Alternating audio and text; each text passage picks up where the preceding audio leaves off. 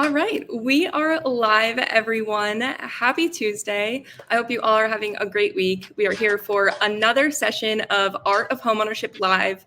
And this week we are joined by Grant Botma. I am so excited for you all to hear from Grant. I think the first time that I ever heard Grant speak was actually last year at AimFuse Virtual. And it was a crowd favorite. Grant is a big advocate of a great culture in your business, having work-life harmony. He is an author of The Problem Isn't Their Paycheck. He is the CEO of Stewardship Financial. So we are so glad to be joined by Grant today. Grant, how are you doing? Welcome. Good. Thanks for having me on. Yeah, we're so excited. So Grant, can you tell everyone a little bit about how long you've been in the business, a little bit about Stewardship Financial and the kind of culture that you advocate for, but we'll really dive into the culture and how you created it. Yeah, so Stewardship is actually a group of 4 different companies. It is an investment advisory, an insurance agency, a financial planning firm, and a mortgage brokerage. And basically our goal is to love people through finances. We do home loans, insurance, and investments with wisdom and love. And we know that finances are a really big deal in people's lives and in the relationships that they have with folks. And in order to do that well, it requires us to serve and love people well, which then requires us to have a very unique culture here in our company, to have the right people on board who want to attack that mission together, unified as a team on a daily basis. So that's what our culture is focused on. Wow, that's really powerful. So can you tell us a little bit, first of all, how long has Stewardship been around? When did you create the company? Yeah, it's been around a little over 15 years. It was an idea that I had back in college. When I was working for a mortgage brokerage, I kind of had an idea of a way I wanted to do business because I was seeing how business was being done by some of my coworkers. And I put together a business plan while in college, then approached my boss with this plan. And he's like, wow, that's really great, Grant. But if I do that, I won't make any money. So he said he couldn't do it. And I said, well, I'm going to do it. And he supported me. And so then I started my own thing just after that. So in that initial business plan, it's kind of like a chicken or the egg kind of thing. Did you have an idea of this is the culture that I want to have in my business and this is how I'm going to create it? Or was it more of a case of I'm going to hire really good people that are buying into the same mission and then the culture kind of shaped itself? Well, when I went to school, I double majored. I majored in Christian ministries and then business administration. And as part of my business degree, we had all these things about management and reading all these management books. But when I graduated from school, I was not prepared to manage people. I was not prepared to manage a company culture. I didn't even really understand fully what the importance of a company culture was. So I had to kind of learn the hard way. Like many entrepreneurs and people who are starting their own business, you excel in taking action. You excel in grabbing the bull by the horns and making things happen on your own. But what happens, and this is what I discovered, you get to a place where you're doing well and you're succeeding and you have a lot of customers, you can't do it all on your own. So it requires you then to go hire some people and bring some people on, which then requires you to let go of the horns that you've grabbed from the bull, right? It requires you to let go a little bit and to trust. And it's really, really tough for people to do, especially folks who are go-getters and entrepreneurs that have had some success with their own business. So to answer your question, did I know the culture that I wanted to have when I first started the business? No, I had to figure it out as I was going. I knew how I wanted to serve and take care of my community as it pertained to finances, but I had no idea how I was going to hire, how I was going to cultivate those people to not only after hiring them, but training them and onboarding them and getting them to stay motivated and work the way that I wanted them to. I had to figure all that out on my own. Right. So this was a question that I was going to ask later, but it kind of plays into what you just said. When you started hiring, did you have to go through a lot of bad eggs, if you will, when building something that you had a really strong mission, you knew exactly what you were trying to do? Did you have to go through a lot of people in the beginning to ultimately find those people that really added true value and believed in the same thing that you did? No, I was very fortunate. I didn't make very many poor hiring decisions. Most of the poor culture and management stuff was a result of my leadership and trying to figure things out. And I talk about this story in my book, but the first person I hired was actually a friend of mine from college. And he was really good at what he did, really, really smart, cared about people a lot, and was having success as a mortgage loan originator. He was very good at his job, but he just wasn't happy. And he didn't find a whole lot of joy or enjoyment in his job. He was making good money for sure, but eventually he quit because he didn't find purpose in his work, and he was being called to another purpose to do something different. And he left my place of employment. And it really made me look in the mirror. I'm like, man, why would he leave? Like, we're making an impact on people here at this job. Why would he go make an impact somewhere else? Well, the reality was I didn't share with him the positive impact that was really being made through the work that we do. You see, Val, like, here's the thing about business. Businesses fundamentally do not exist unless they're serving somebody somewhere. Yeah. Through some product or through some service, somebody is being served somewhere. That's the heart of every single business. And I think we lose sight of that sometimes, because when you're serving somebody, especially when you do it well, it does make a positive difference on their life.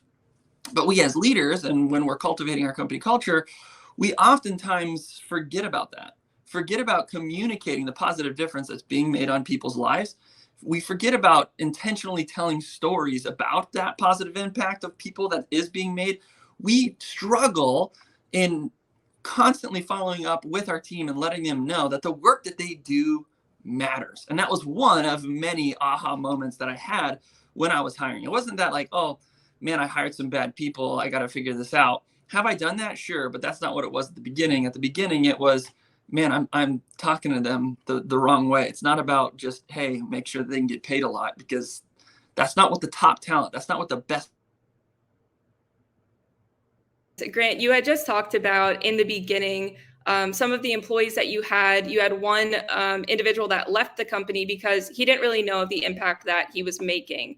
So now, what do you do on a regular basis with your team to communicate the impact that they're making and make sure that they feel like they're fulfilled and making a difference? Well, the first thing I had to do is kind of look in the mirror. Like, why did I start the company? Why did I put together that business plan and present it to my boss when I was at that mortgage brokerage? And it had a lot to do with the positive impact that I wanted to make on people. Did it have to do with wanting to build wealth and make money and have a career? Sure, it did. But that wasn't the primary motivation. So I had to look in the mirror and say to myself, no, I am making an impact on people. The business that I do have is working and it does do well. But now I have to communicate that to other people. I have to take the things that motivate me for wanting to make an impact on people and how I'm making an impact on people, those things that I was using to affirm myself that I am doing it right through my work, and then perpetuate those to other people. And here's like one quick action step. One thing that I did was I was doing these 90-day performance reviews, because that's what the management books all said to do. And they were terrible. They sucked. Nobody liked them. Everybody showed up to these kind of nervous and wondering if, I was going to say something negative.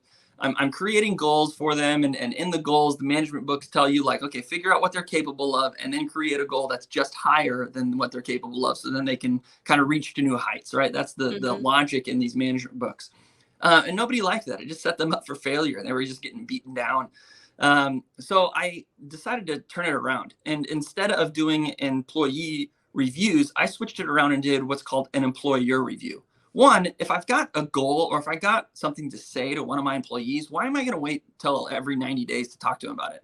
Like, Val, you would be upset if your boss or the people in your audience waited till every 90 days to tell you, hey, would you mind changing this one thing?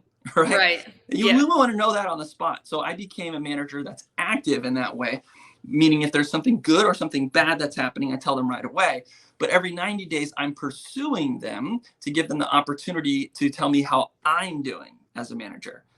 I'm listening to them. I'm letting know that I care about them. Because whenever an employee knows that you care about them, they are statistically proven to perform at higher levels. I need to be able to have my employees answer yes to this question. Does Grant care about me? And when I pursue them every 90 days and I have this employer review, it's extremely helpful in that regard. But it's also helpful in making sure that, hey, these stories I've collected over the last 90 days of the impact that you're really making, these awesome things that you're doing, here they are. Here's some positive reviews from clients. Here's some actual numbers and data from transactions that you've closed where you've helped households get in a better financial situation. And the mission of our company is being lived out through the things that you're doing. I can do that every 90 days in these employer reviews. That's awesome. Okay. So when we think about culture, and what you said is so powerful, because when we talk about culture on a regular basis, I think we think of when our employees come into the office, they're in a good space and they like who they work with and they're happy, they don't dread coming to work every day.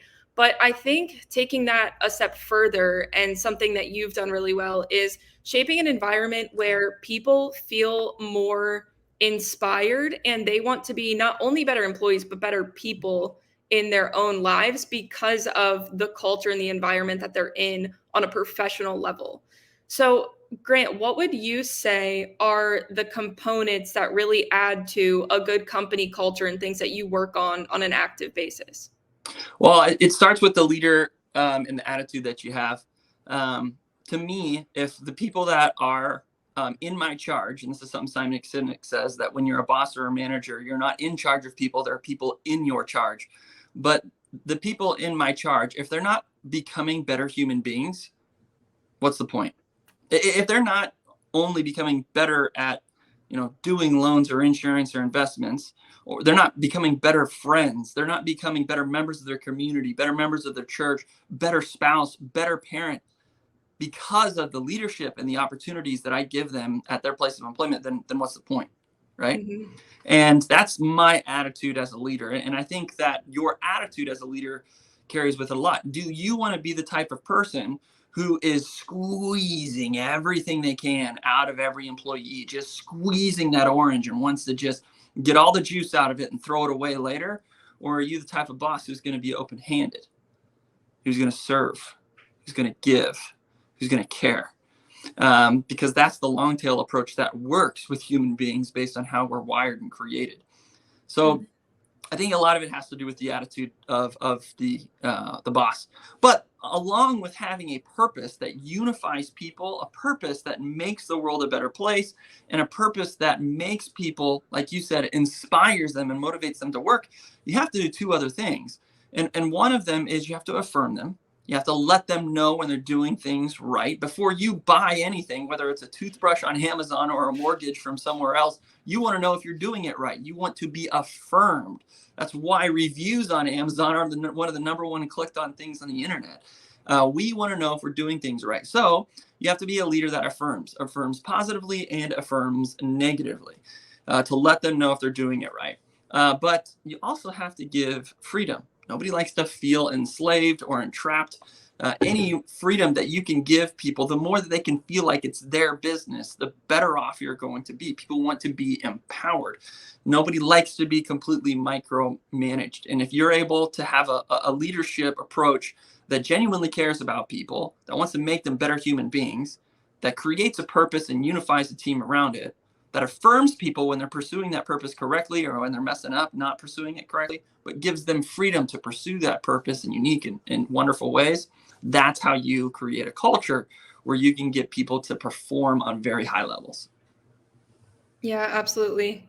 And I think a lot of the time, mortgage professionals, when they are, or any professional really that's leading a team, when they're building a team like this, the thing in their mind that tells them not to do that is that people will be taking advantage of it, or their business will crash because they're giving people too much freedom.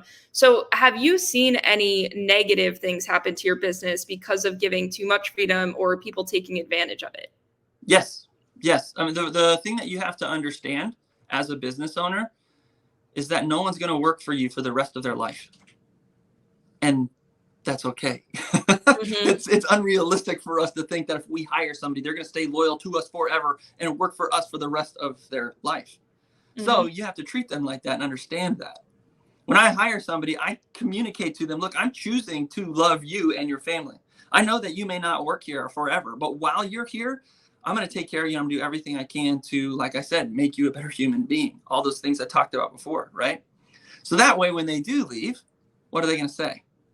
They're going to say amazing, positive things. Val, here's a story. So I did hire somebody, and honestly, I probably shouldn't have hired him. It was a bad hire. This was before I had some of the processes in place that I have now of hiring somebody and making sure they are a good fit. It wasn't because they're a bad human being or they're a bad person. It just wasn't a good fit for various reasons. Good fit for me and good fit for them and good fit for the company just didn't all match up. And I did my best. I tried to adjust their role and really pour into them and take care of them. But eventually it got to a place where it's like, okay, it's obvious that this isn't working out. Let me help you find a different job. And it was obvious to that person too that it wasn't going to work out. And through that exit, I, again, looked in the mirror and saw, this is probably my fault. I never should have hired him in the first place. I didn't get angry at him. I didn't get upset at him. Was there some anger and frustration? Sure. But I did my best to still stick with my attitude of serving and caring for them as an individual first. Val, you know what that person has become? One of the biggest referral sources my company has. Really? That's the reality of things. When you're taking care of people, when you're serving people, again, the core and the heart of every single business, when you're doing that in every way that you possibly can, it works out for you in the long run. Wow. Do people attack me? Do people take advantage of me? Do people try to do mean and nasty things to me? Yes, because there's mean and nasty things in the world, but most people aren't that. Those are unhealthy folks. Those are people that are not in a good place. Those are people that probably need to be loved and served by me more so than anybody else because they're just not, like I said, healthy mentally or healthy or in the right place. And you just have to know that when you open a business, things aren't going to go perfect because people aren't perfect. And you might get taken advantage of. And you might have somebody that doesn't work out. And that's okay. Manage your expectations as a leader and know that that's going to happen. But if you keep doing things the right way, it's all going to work out in the long run. Yeah. Wow, that's awesome. And I've seen some of the mean and nasty things. I haven't seen it firsthand, but I've seen how you respond to that. So can you tell a short story? I think one of the ones that I saw, you were getting some sort of negative feedback and someone trying to attack you. And can you tell them how you responded to that? I think you're talking about, this one kind of got a lot of engagement on social media. So I think this is what you're talking about. But so at Stewardship, what we do is something a little bit different. With our compensation structure, we are a flat fee based mortgage company. So as a result, when somebody goes over a certain loan amount, the contracts that we have with our wholesale lending partners is we get really great rates, right? So a lot of times when we offer something to customers, other mortgage people in the state, especially those in the retail side or people who have warehouse lines that are a little bit more expensive, they can't compete. They just say negative things about us because they want to try to win the business. And you know what? I'm not mad at them for it. I get it. They are frustrated. They maybe worked hard to try and win a deal, but they can't because our pricing structure is really, really great. And they're trapped and they don't know what to do. And they have this fear. So they react in that fear and they say negative things about us. So typically what I do when I get proof that negative thing was being said about one of my employees or somebody on my team, one, I defend that person on my team. Again, I need my team to know that I care about them. And if somebody's going to attack them, you better believe that I'm going to come across and help. I honestly don't really get upset or frustrated with a whole lot, except when somebody tries to intentionally hurt somebody that I care about. So if they're going to say something negative about my team members, boom, Papa Bear's coming out. And that's what I do. So I picked up the phone, communicated with somebody recently who said some negative things and said, hey, we see that a text message from a client that you said these things about my company and about one of my loan originators. So none of these things are true. Here's how they're not true. Here's the data and the evidence that supports that. Would you do you agree that these things aren't true? Yeah, I see that now. I understand. Okay, great. Would you mind talking to that customer and apologizing and saying that you made a mistake? So I give that person the opportunity to respond. Like most people, they don't want to do that. They don't have that humility. They have some fear that they don't want to say that they're wrong. For some reason, people in the world do have a problem admitting when they're wrong. And this person really did. So she said, no, I'm not going to do that. I'm not going to apologize. And I said, okay, well, you said some things that were incorrect and they were negative and they were bad. And if you do not make this right and communicate with the customer that you said some things incorrectly, we all make mistakes, myself included. If you're not willing to do that, then I'm going to have to hire an attorney who's going to help you do that. And she's like, yeah, fine, whatever. And then sure enough, we have a process with my attorney. The attorney reaches out, sends them a letter, says, hey, here's what you did. That was incorrect and wrong. Please make it right. And I'm not seeking any money at all. I'm genuinely wanting to make sure that this person just makes it right. I don't want these types of people in our community to say negative things to our customers. I don't want them to say negative things to other people in our community. I don't want them to say negative things that could prevent them from getting the best loan possible. And I don't want them to say negative things about people on my team, right? So it's not about me trying to win a lawsuit or money. It's about me trying to stop people in my community from continuing to hurt other people in my community. And in this particular case, the person still relented and wouldn't apologize. So the way that these cases are won, it's not a libel case. It's called a business interference case. You can't really win libel legally very often in the United States. Business interference is the way to go. So you submit a business interference case, and they have to hire an attorney. Their attorney sees our case every time this happens, and they're like, shoot, you're going to lose. Let's settle. And then we settle. And then whenever I get that money, I pay my attorney and I pay my loan officer what he would have gotten paid on that transaction. And then the rest of it goes to the client. I do not take any penny of it as profit for myself because the truth is that's not what it's about. It's about stopping those people. It's about defending people on my team. And when you put your money where your mouth is and you put your actions together like that, that becomes attractive. People want to be a part of that. Not only really, really great, talented people who want to be a part of that culture, but customers want to be a part of that too. Right.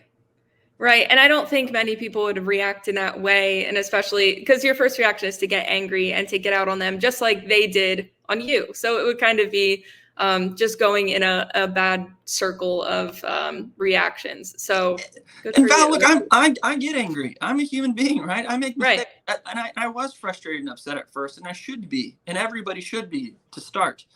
But one thing that leaders have to do is they have to have this paradox of things. If you want to be a great entrepreneur and leader, we all have one thing in common. We have a proclivity of taking action. You have to be able to take action.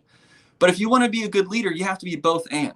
You have to be able to take action, and you have to be able to pause, be emotionally intelligent sometimes before you take action. So when that anger comes out, I do my best to try to only be angry on purpose with my action. So when that anger came out, I wanted to take action like I normally and typically do. That's like my default, right? I get stuff done, but I had to pause. And I said, okay, well, what's the wise thing to do here? And how is this best going to work out? What's the mission of what I really want to play out and to live out? And when I have that mission in mind, it's easier than to take sober-minded responses and sober-minded actions. Right. So actually, another story that I remember, this is pretty vivid, when you were talking previously on whether it was an event or a Facebook Live, was actually when we first went into COVID, when things shut down, everyone was working from home, and you took an action with a few of your employees, I believe, where you reached out to not only them to tell them they were doing a good job, but their family. Is that correct? Yeah, it was well, first off, I think it's wise for leaders to understand this fact. Your employees have relationships with people outside of the office. And some of those people have a very big influence on their life. Their spouse, their children, their family, their friends. Yep. And whenever you have an employee that has influential people in their life saying negative things about you or your work, it's not going to go well for you. Mm-hmm. But the opposite of that is also true. If you can have an employee's spouse or kids or friends be one of the biggest cheerleaders for you as a leader and one of the biggest cheerleaders for your business, guess who loves coming to work? Yeah. Guess who has a very high level of performance, right? So one of the things that I do intentionally is I do my best to love and care for not only my employees, but the people that are important to my employees. And when COVID happened, it was weird. Nobody really knew what was going on. But as I kind of put myself in everybody's shoes and looked in the mirror, I saw, man, I'm here with my family and everybody's kind of here together. What can I do? So me and then a couple of people on my team, we all got together and decided, okay, we're just going to serve people and love people like crazy. And it kind of started with like gift baskets that we dropped off at people's front door. Everybody was struggling for some reason to get toilet paper. So we found a way to get a whole bunch of toilet paper. My wife would sit out at Costco in the mornings every morning, get a whole bunch. And we would deliver these care packages for employees that, yes, had toilet paper, but had some groceries, had some games, some things to do with the kids. And just something that would connect the families together because we knew that there was a lot of stress. We also knew that the employees were trying to work from home while craziness was going on in the background with kids for the first time for some of these folks. So I rented a bunch of bounce houses and had them delivered to these people's homes so that people could just play in the backyard. The kids could play and the parents could work.